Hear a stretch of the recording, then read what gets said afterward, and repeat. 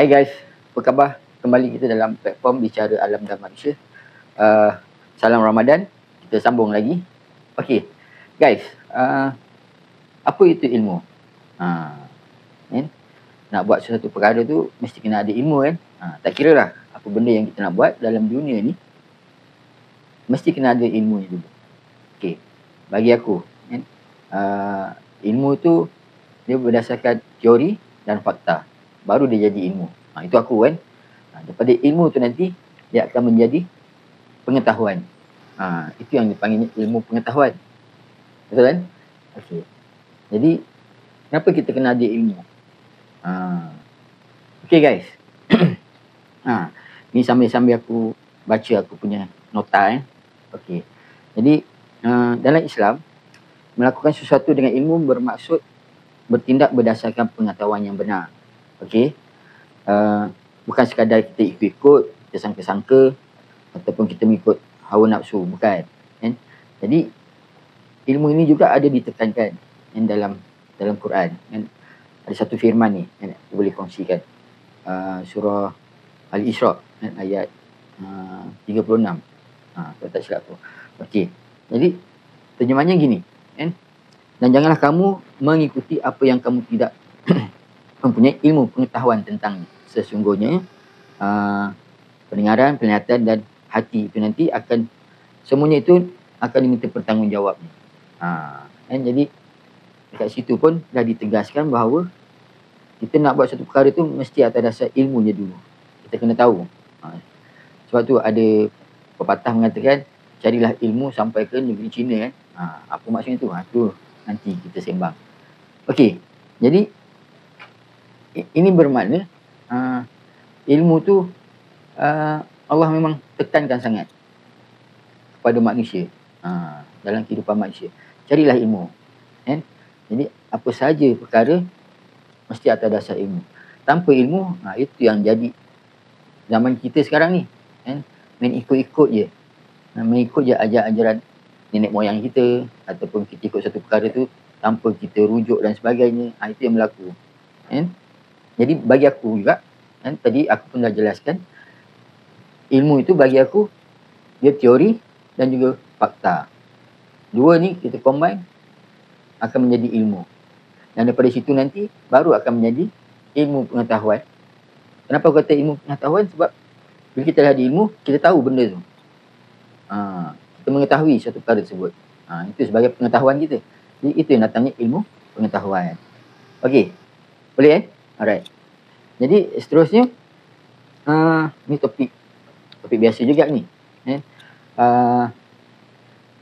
Apa tujuan manusia diciptakan? Ini topik seterusnya.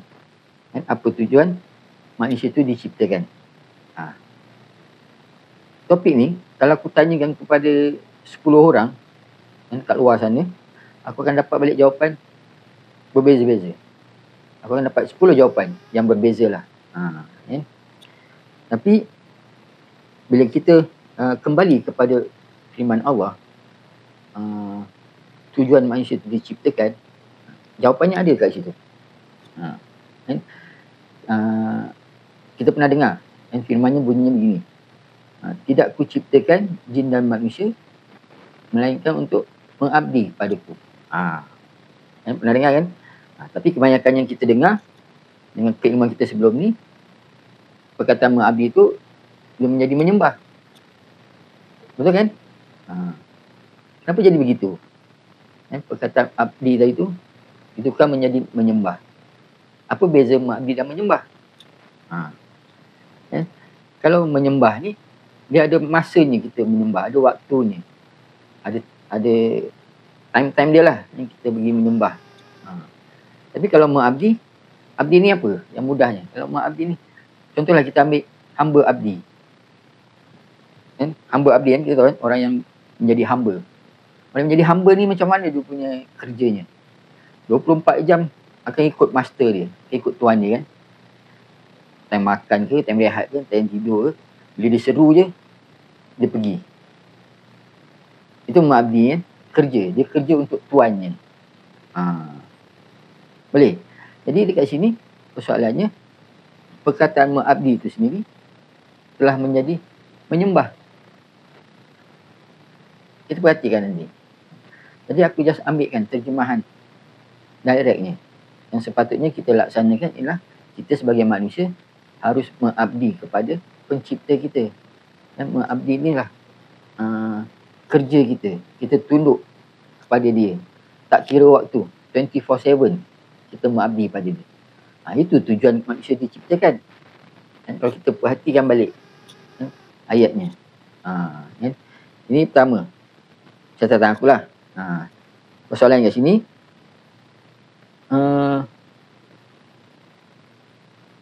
Okey. Persoalan kat sini. Mengapa manusia yang dikatakan sebagai hambanya sentiasa mencari jalan untuk saling hidup berpecah belah? Bukannya sama-sama menyatu untuk tunduk patuh mengabdi kepada Allah. Kenapa? So, kita carilah jawapannya. Kenapa kan? Okey. Jadi berbalik kepada ilmu tadi. Itu tadi. Tanpa ilmu kita takkan tahu. Tujuan manusia itu diciptakan sebenarnya untuk mengabdi pada dia. Kerja untuk dia. Ibadahnya hanya pada dia. Itu. Jadi kita bukan menyembah-nyembah lagi. Kalau umpama menyembah tu macam ni lah. Kalau kata sembahan. Kita sembah pokok, sembah bulan, menyembah kan. Ada waktunya kita pergi. Ada sampai masanya kita pergi. Kita sembah. Dan menjadi ritual. Ritual. Itu. Ni bagi aku kan. Tapi kalau mengabdi tu dia 24/7. Tak ada waktu. Tak ada masa. Okey? Okey guys. Masih lagi tentang ilmu. Okey. Jadi dengan ilmu ni juga manusia tu dilihat sebagai manusia yang berakal. Kan? Jadi apa tanda-tanda manusia berakal ni? Bagaimana yang kita lihat orang berakal ni? Apa tandanya? Ada tak? Mari kita perhatikan. Aku semak balik aku punya nota ni. Dalam Al-Quran, dalam firman Allah lah, tanda manusia yang berakal ni sering dikaitkan dengan kebijakan dan kefahaman dan juga keupayaan untuk mengambil sesuatu pelajaran. Itu yang dikatakan manusia yang berakal. Dia suka merenung, kadang-kadang suka memikirkan kejadian-kejadian alam. Itu tanda manusia berakal. Jadi kalau kita perhatikan juga, kembali balik kepada firman Allah. Ada satu firman tu dalam surah Ali Imran 190. Inna fi khalqis samawati wal ardi wa ikhtilafi wal laili wan nahar ayati ulil albab. Sesungguhnya dalam penciptaan langit dan bumi, malam dan siang, terdapat tanda-tanda bagi orang yang berakal. Jadi kat sini bagi aku kan, orang yang berakal ni orang yang pandai membaca tanda-tanda. Membaca tanda-tanda alam. Apa yang sedang berlaku. Apa tanda-tanda alam? Kita boleh ketahui. Ini pasal ilmu juga kan. Kebanyakan lah yang kita tahu, bila kita tengok langit, gelap ni, mendung ni. Tanda apa? Tanda nak hujan. Betul kan? Tu membaca tanda. Apa lagi tanda-tanda yang kita selalu ikut lah. Panas. Bila kita tengok keadaan, panasnya. Macam nak hujan ni lepas ni kan. Itu tanda-tanda alam kan. Itu maksudnya. Manusia yang berakal ni adalah orang yang pandai membaca tanda. Tanda apa? Tanda-tanda alam. Dia membaca alam. Itu. Jadi, ke depan ini juga, kita juga harus pandai membaca alam kehidupan kita. Dalam kehidupan kita ni, apa akan berlaku next? In the next 10 years, in the next 20 years, apa yang berlaku? Jadi untuk melihat tanda-tanda ke depan ni, kita juga perlu melihat tanda-tanda yang telah berlaku sebelum-sebelum ni. Kita tengok ke belakang, kita tengok sejarah dia. Sejarah apa kita nak tengok ni? Dan kita tengoklah, kalau orang Islam, pasti kita nak tengok sejarah Islam, ketamadunan Islam, zaman kekhalifahan dan sebagainya. Jadi apa yang berlaku pada zaman tersebut? Jadi setiap zaman pasti dia akan berulang. Ini tanda yang pasti daripada penciptanya, daripada Allah. Sebab tu kita kena pandai membaca tanda alam. Sebab apa? Dia akan berlakunya pengulangan. Contoh, satu lagi tanda yang aku boleh kongsikan. tentang pengulangan kan. Dan kita boleh dapat keilmuannya. Dekat je dengan kita. Apa dia? Ni. Tanda waktu malam dan waktu siang. Itu tanda juga kan? Okey. Katalah sekarang ni waktu siang. Kemudian nanti beransur-ansur nak ke maghrib. Ada tak tanda-tandanya? Nanti langitnya akan berubah sedikit demi sedikit. Dia warna merah-merah, oren-oren, gelap, terus ke malam. Itu tandanya. Kemudian bila dah malam, nanti nak terbit fajar, siang, ada tak tanda-tandanya? Ada juga. Pada gelap, beransur menjadi cerah. Itu tandanya. Jadi, sama juga dalam kehidupan kita. Bila waktu malam, pasti akan menjadi waktu siang. Bila kondisi yang gelap, kondisi yang orang kata dalam keadaan yang terperuk, keadaan yang merosakkan, pasti satu masa nanti akan kembali menjadi keadaan yang sempurna, yang sejahtera. Dia tak selamanya. Kalau dah rosak tu rosak terus. Tak ada. Dia pasti akan kembali sejahtera. Nanti kita boleh perhatikan balik. Itu tanda-tanda manusia yang berakal. Apa yang dikatakan sebagai manusia yang berakal tadi tu. Nanti kita boleh perhatikan balik. Okey. Apa lagi seterusnya? Panjang ni. Nak sembang ni. Okey. Jadi, apa itu din Islam? Dalam Al-Quran pun ada menjelaskan tentang perkara ni. Apa itu din al-Islam? Okey, baik. Dan seterusnya, apa itu din al-Islam? Itu kita perhatikan. Apa itu din al-Islam? Baik. Jadi dalam Al-Quran dia ada juga menjelaskan apa itu din, apa itu Islam. Yang mudahnya, aku kongsikan kat sini, din itu ialah sistem. Islam itu ialah tunduk patuh. Jadi bila din al-Islam bermaksud sistem yang tunduk patuh. Bagaimana yang dikatakan sistem yang tunduk patuh ni? Tiba-tiba pula dapat ni kan? Yang kita faham, yang Islam tu yang sejahtera din yang sejahtera dan sebagainya. Okey. Jadi mari kita perhatikan kata dasarnya tadi tu. Okey. Dalam Al-Quran dia ada menjelaskan apa itu din al-Islam. Din al-Islam adalah suatu sistem hukum yang dicipta oleh Allah untuk mengatur, untuk mengurus seluruh makhluk ciptaannya. Supaya semua makhluk tadi tu tunduk kepada aturannya. Jadi kalau dalam bahasa Arab tadi tu, tunduk patuh ini adalah Muslim. Jadi perkataan Muslim ni, kata dasarnya adalah daripada perkataan aslama. Aslama wa muslimun wa muslimin.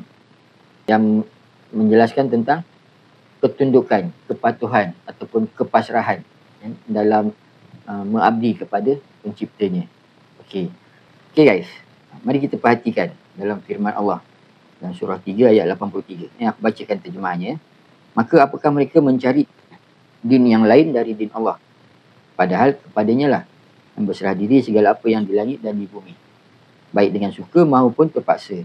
Dan hanya kepada Allah mereka dikembalikan. Baik. Ini kita perhatikan balik dengan ilmu tadi kan. Okey. Kalau dalam bahasa Arabnya, apakah mereka mencari din Allah? Dinillah. Tapi bila kita baca terjemahannya, perkataan din tadi tu ditukarkan menjadi agama. Perasan tak? Jadi kat sini aku kongsikan ni apa yang aku dapat atas beberapa kajian tadi tu. Begini, dari beberapa pengertian agama yang dikemukakan oleh para ahli agama dengan sudut pandang masing-masing. Mereka memberi beberapa ciri tentang agama itu sendiri. Yang pertamanya, agama itu dia memiliki tata ritual. Kemudian dia memiliki doa, pujian, nyanyian, tarian dan korban. Tiganya, meyakini adanya kekuatan gaib. Itu yang ketiga. Yang keempatnya, ada figura tertentu yang dipercayai dapat berhubungan dengan makhluk atau kekuatan gaib.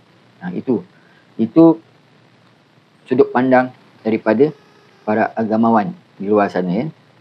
Jadi dari ciri-ciri tersebut, Kemudian para ahli membahagi agama menjadi agama bumi dan agama langit, atau juga disebut dengan agama wahyu atau agama samawi. Ini yang dikupaskan oleh ahli ilmuwan di luar sana. Dan dari perkataan din tadi itu diubah menjadi agama. Tapi ada satu lagi kajian yang dapati agama ini berasal dari perkataan Yunani, kalau tak silap aku. Kan? Bermaksud tadi tu tidak, gama tadi tu kacau. Jadi terimanya agama itu ialah tidak kacau. Jadi sesuatu perkara yang tidak kacau itu ialah sesuatu yang aman, yang sejahtera. Betul kan? Jadi din al-Islam itu boleh kita katakan juga sebagai satu sistem yang tidak kacau, sistem yang sejahtera. Itu bagi aku. Tapi menurut penjelasan yang tepat, kalau berdasarkan harfiahnya tadi tu, din itu ialah sistem, Islam itu ialah tunduk patuh. Jadi din al-Islam itu ialah satu sistem yang tunduk patuh. Itu yang tepatnya. Jadi sistem apa yang dikatakan sistem yang tunduk patuh? Sudah pasti sistem yang tunduk patuh adalah satu sistem yang benar-benar melaksanakan hukum Tuhan. Tak ada berbelah bagi. Hanya pada dia saja pengabdiannya. Itu yang dikatakan satu sistem yang tunduk patuh. Itu yang dikatakan sebagai din al-Islam. Dan ini atas dasar kajiannya.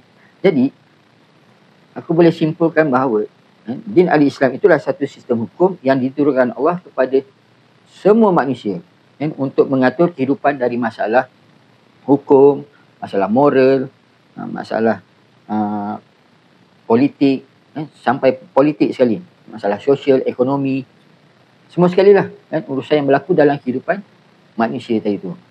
Jadi apabila kita mempersempit makna din al-Islam itu menjadi agama Islam, berarti kita mengubah esensi dan fungsi dari din ciptaan Allah itu sendiri.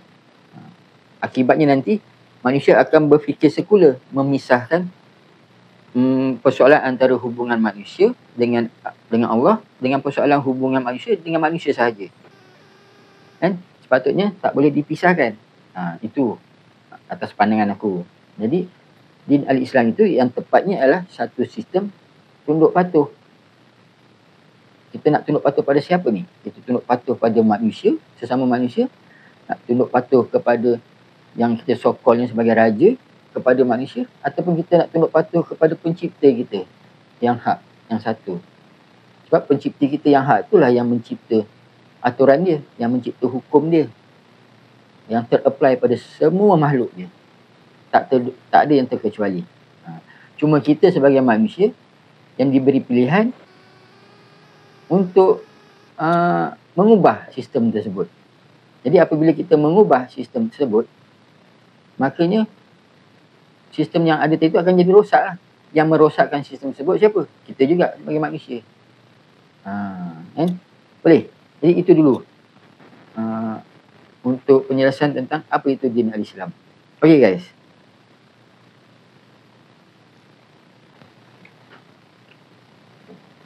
Hai guys. Okay, kembali. Soalan. Perlu ke kita fahami kitab Taurat, kitab Injil dan Al-Quran?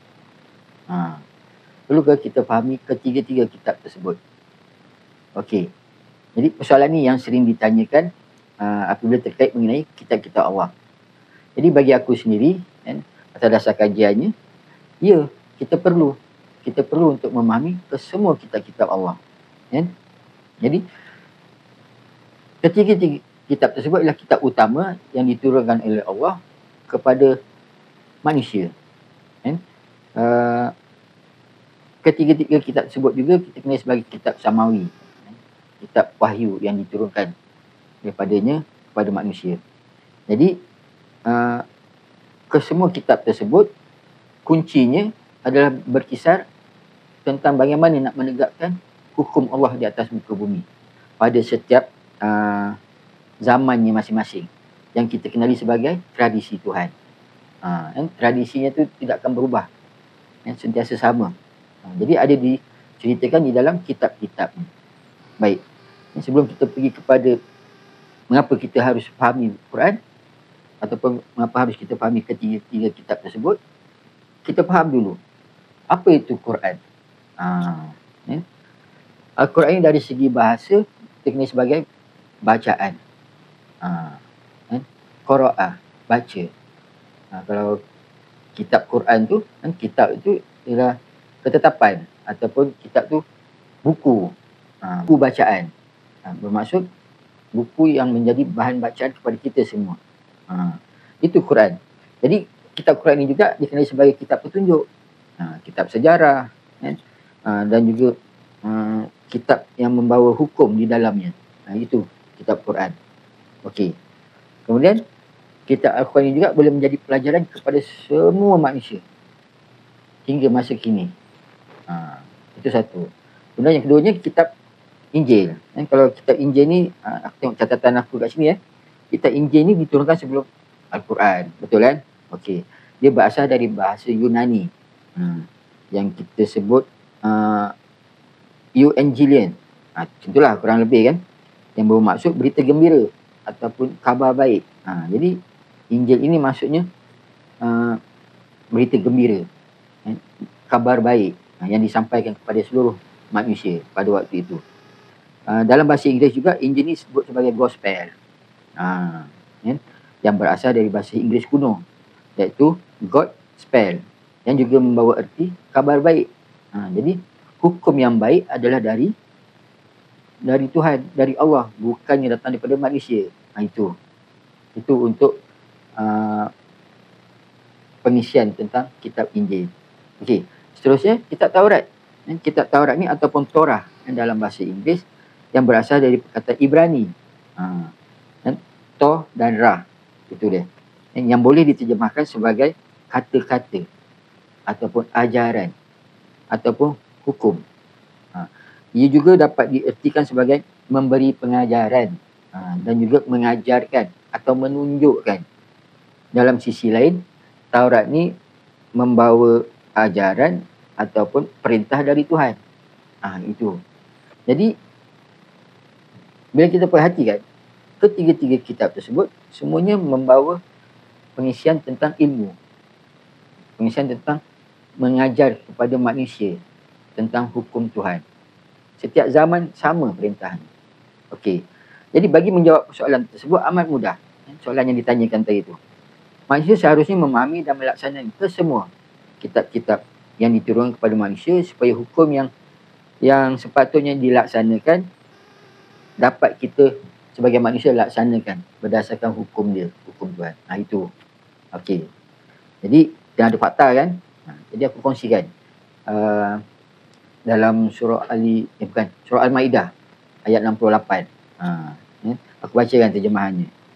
Katakanlah, hai ahli kitab, kamu tidak dipandang berdin sedikit pun sehingga kamu menegakkan ajaran-ajaran Taurat, Injil dan yang diturunkan kepadamu dari Tuhanmu. Itu dalam surah 5 ayat 68. Tapi kalau kita perhatikan dalam terjemahannya, Al-Quran tu diletak kurungannya. Sebab pada waktu ayat ni diturunkan kepada baginda Muhammad, Al-Qurannya belum lengkap. Dan dibacakan oleh beliau. Jadi baginda Rasulullah juga mengambil kitab sebelumnya sebagai panduan, sebagai rujukan untuk menegakkan hukum Allah. Jadi bila sampai waktu kini, zaman kini, Al-Qurannya dah ada tak? Al-Qurannya dah lengkap. Al-Qurannya dah dibukukan. Jadi seharusnya kita juga harus memahami tentang kitab Quran. Jadi kita baca balik ayat ini tadi. Hai ahli kitab, kamu tidak dipandang berdin sedikit pun hingga kamu menegakkan ajaran-ajaran Taurat, Injil dan Al-Quran yang diturunkan kepadamu dari Rabbmu. Jadi kita semua ni kalau tak melaksanakan perintah, ni perintah kan? Kalau kita tidak menegakkan hukum-hukum yang ada dalam kitab Taurat, Injil dan Al-Quran, kita ni Allah tak pandang langsung. Malah dia tak pandang kita bersistem pun. Kalau kita tidak menegakkan hukum-hukum yang ada di dalam kitab-kitabnya. Okey. Jadi sekiranya kita masih lagi menganggap bahawa kitab Al-Quran ini hanya untuk golongan Islam saja, maka kita sendiri telah menolak dan ingkar kepada firman Tuhan tadi yang memerintahkan supaya manusia itu menegakkan hukum-hukumnya. Dia kata manusia kan tak sebut spesifik siapa, dia sebut manusia. Jadi kalau kata manusia itu, semua orang berhak melaksanakan Quran tersebut, kitab Al-Quran tadi itu. Jadi itulah yang kita kena faham dulu keilmuannya, baru nanti kita boleh kongsikan kepada yang lain. Okey, kan?